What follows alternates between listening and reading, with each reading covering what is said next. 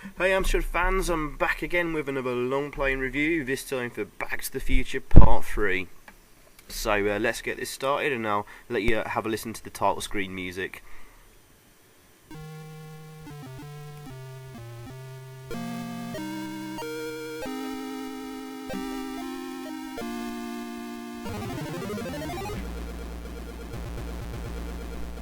Yeah, that's great. Awesome music there and a very nice title screen. Looks like it's been converted by Probe Software. Probe, great little company for the Amstrad. They did the Teenage Mutant Ninja Turtle games, Smash TV, Golden Axe, Sim City. Unfortunately though they also did Outrun, but we'll let them off. So yeah, this is obviously the third game in the series. The first Back to the Future game was utterly dreadful from what I can remember. I didn't play it much. I may have a look at that again. Back to the Future Part 2, it wasn't too bad. There was a lot of levels in the game, but it was, for the vast majority of it, it was a bit of a slow and chuggy Spectrum port. But thankfully this one's much better. It's very difficult though. It took me a lot of practice to get through this. Now there's 4 levels in this game. In this level you're controlling Doc Brown on his horse as he races to save Clara Clayton from running off a ravine in a runaway bookboard. There she is. Very nice introduction there, some nice music. And here we go. So yeah, Doc Brown on his horse there, he can shoot his gun, duck down, pick up objects, jump, fire left and right. That's a red engine there peering to the left.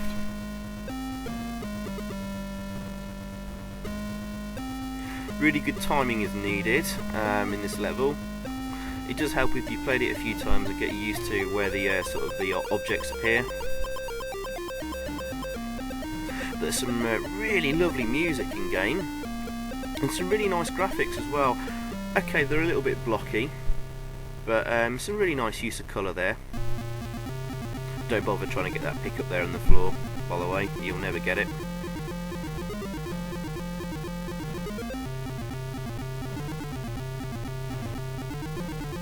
Sound effects are alright as well. It moves at an okay pace as well. It looks like we've got some parallax scrolling on the go there as well. Always nice to see.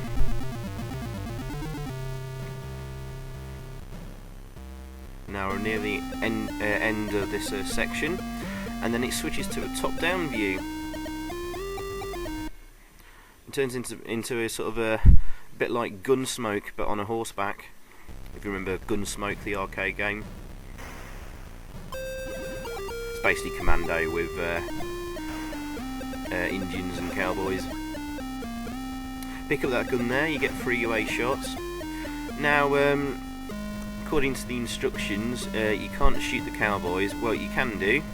I'm not quite sure what happens, but I believe the more cowboys you kill, the further the bookboard gets away from you. And you can see that represented at the bottom of the screen there. So this time I've avoided shooting the cowboys, but you can shoot the Indians. Which I think is a little sad because I'm always on the side of the Indians.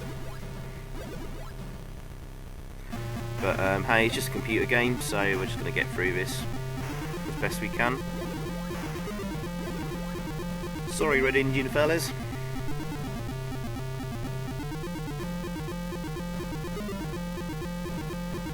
Anyway, this plays rather well. It's actually quite fun when she sort of practiced it a bit and got the hang of it.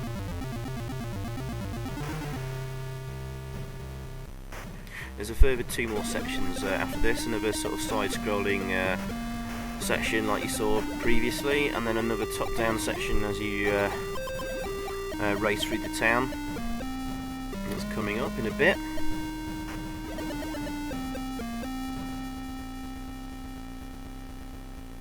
And I'm sure probably most of you would guess that the Back to the Future series of films are some of my favourite movies of all time.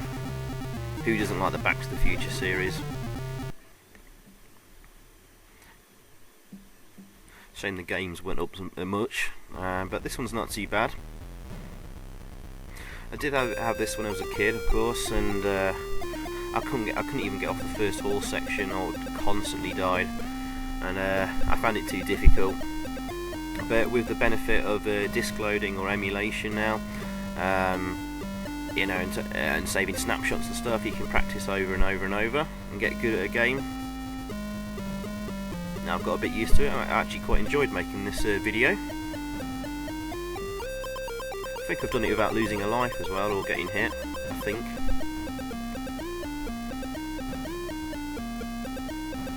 But yeah, I had this on cassette as a kid actually. It was on tape before I had a 6128 disc machine, and the loading between levels was a nightmare. So if you did manage to get off the first like horse section and you'd fallen off a few times, you were always guaranteed to run out of time anyway. Then you'd have a long reload of the on the cassette to get back to the first section, which is a real shame. The disc version was the only one to have. If you had the disc version, it would have rated quite high. But if you were stuck with the cassette version, take about sort of 20% off the final score, I'd say. Not worth having on cassette if you're not very good at this. Right, we've just rode into town, and we've got another top-down section here. This one gets a little bit more intense.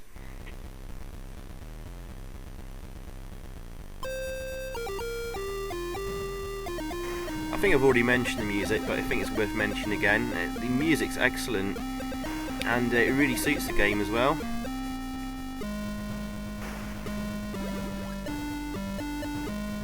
Sound effects aren't too bad either.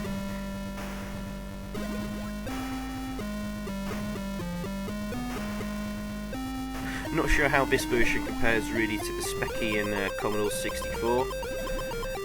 From what I've seen, Speccy version seems to move a little bit faster and smoother. It's done by the same program actually, Hoorah, so I guess he kind of sort of cross-ported it at the same time for Speccy and Amstrad, and reused some of the code. So when that happens, you tend to find the Amstrad version runs just a slightly touch slower than the Speccy version. But of course we've got lovely full colour mode 0 graphics here. Yeah, I shot the cowboy there because I wanted to get the shotgun, and it's worth taking a bit of hit in the distance there between me and the bookboard. Commodore 64 version I've not seen running. I've seen screenshots of. The Amstrad version looks a bit better, although it's a little bit more blockier, but all those gorgeous colours though. I've not seen it running though, so I don't know if it plays better or not. There is a little bit of lag with the shooting of your gun. You can only fire one bullet at a time, and sometimes it doesn't feel that responsive, but moving your horse about is alright actually.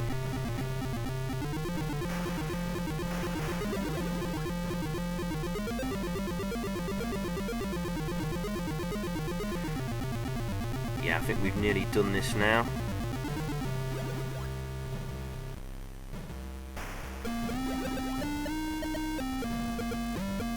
I think you're allowed to fall off your horse 4 times before it's game over. Oh yeah, there's some really nice game over screens and stuff as well. You won't see it in the video because I don't die and restart, but you get sort of a gravestone picture appear, and whoever character you're currently controlling, their name gets written on the gravestone. Anyway, shut up about that. Here we are. We're just about to rescue Clara.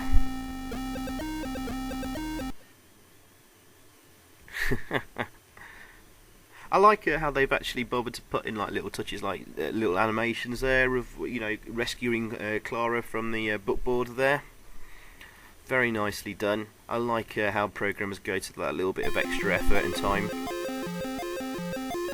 Now this is second level, and it's a target shooting game. If you remember in the film, Marty has a go on a very basic and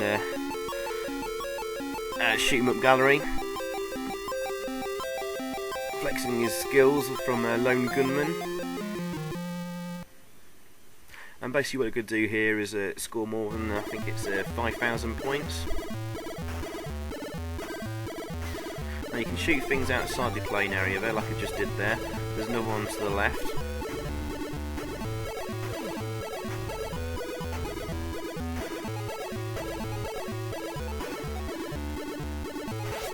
There's the other hidden sort of secret one you can shoot.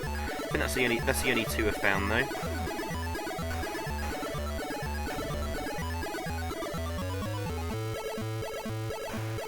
This is quite fun actually.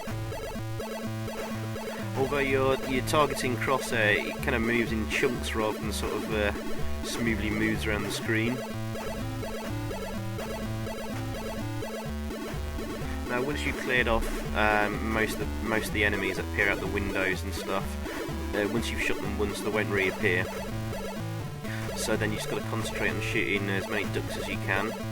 But you can sort of time yourself and prepare for when one of the bad guys pops up there. You do need to shoot them more than the little ducks, because they'll rack up more points for you.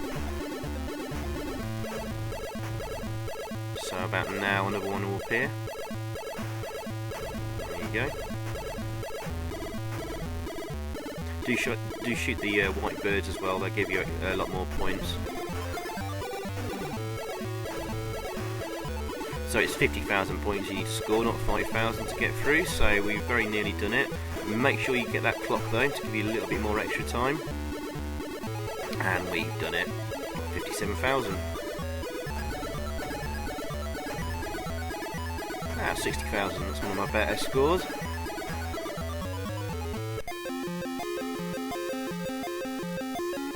There we go, right, on to the third level, 4. Feels quite a short game actually. This one's not too hard to do once you've had a couple of practices on it. Basically you're Marty McFly again, and you're facing off the Buford's gang. Is it Mad Dog Buford? Bufford? Can't remember. Anyway, he's using pie dishes to fight them off with. Bit of a tenuous link to the movie there. I think he only once throws a pie dish at someone.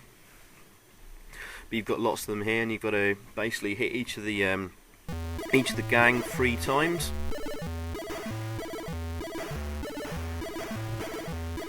So I hit that guy once there, and you can direct the throw as well by sort of holding down the direction. It will sort of start curling off in a direction. And you can also throw in 3 main directions, and yeah, obviously curve your shot as well, like I've already said. What I like to do is get rid of those top 2 bad guys first, and that guy in the window. Sort of hover around the top there.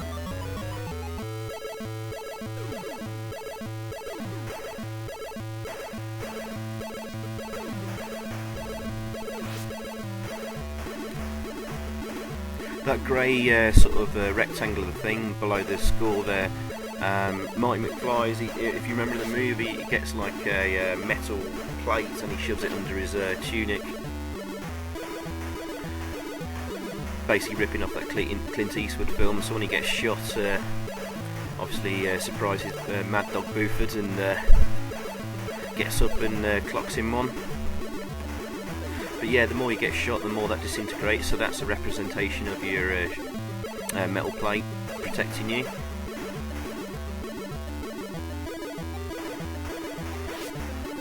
And at the top there, you see how many bad guys you've got left to get rid of. Obviously I've only got 1 more to go. That's that guy in the window there. He's quite tricky to aim a shot on actually, so I tend to leave him for last. And as soon as you got rid of him, Mad Dog Buford, he'll come out.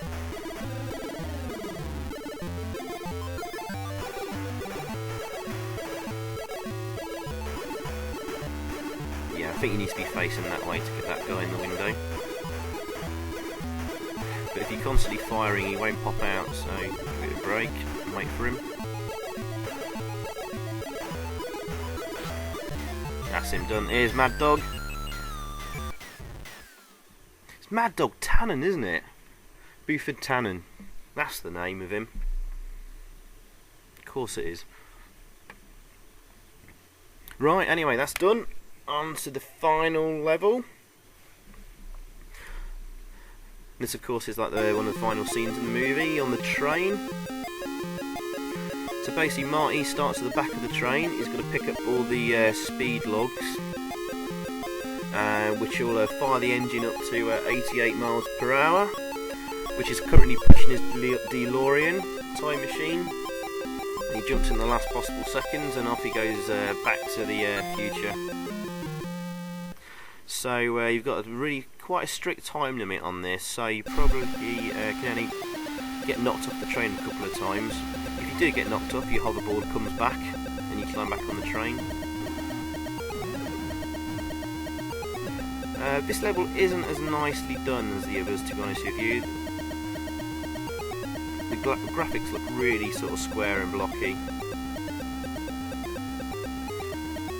Feels like they kind of rushed it through. Anyway, I've just picked up a speed log there, but it's worth waiting for the smoke to go by, because that smoke hits you, it will knock you off the train.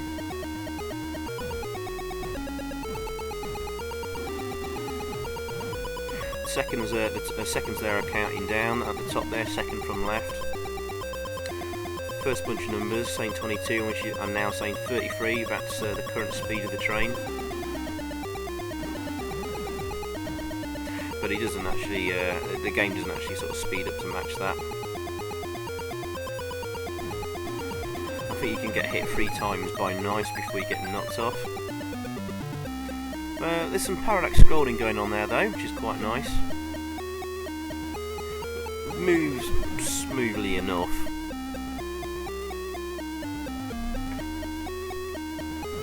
There's a couple of bugs in this level though.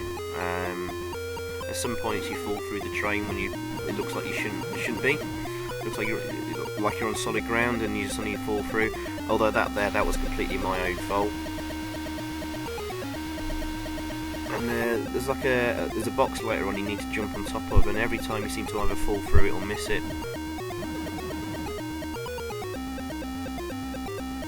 So a couple of annoying bugs in this level. There it is, this box here. I managed to do it this time. Oh no, I've got stuck. Ooh, got knocked up on the smoke there. Right, very near the end of the train. Gonna jump here.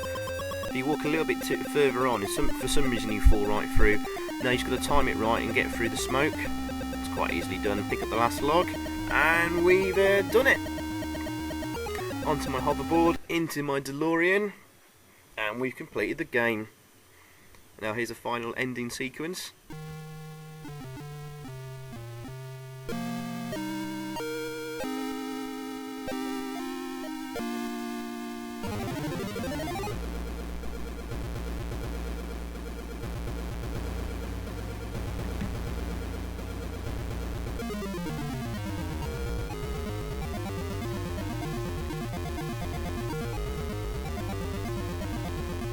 Oh, what a great ending. It's really nice to see a game with an actual sort of like end to it.